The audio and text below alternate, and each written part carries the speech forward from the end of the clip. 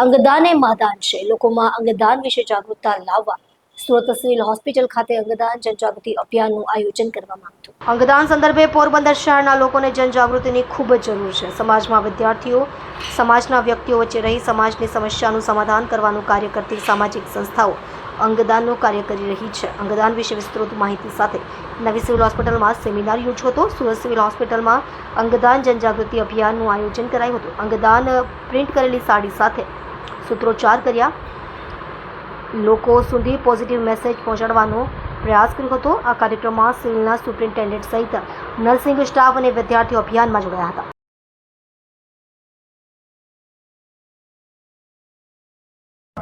जी आपનું નામ? વ્રજેશ ઉનડકટ। जी આજે શું કાર્યક્રમ કરો?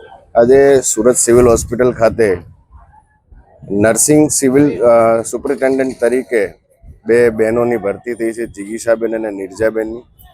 અને આજે એમનું વેલકમિંગ કરવાનું હતું અને એ અવસરે આજે અંગદાન મહાદાન એક જનજાગૃતિ લોકોમાં ફેલાય એ બાબતે આજે સૌ નર્સિંગ બહેનો આજે એમના જનજાગૃતિ ફેલાય માટેના બેનરો લઈને આજે આ બંને સુપ્રિન્ટેન્ડન્ટનું વેલકમ કરેલું હતું।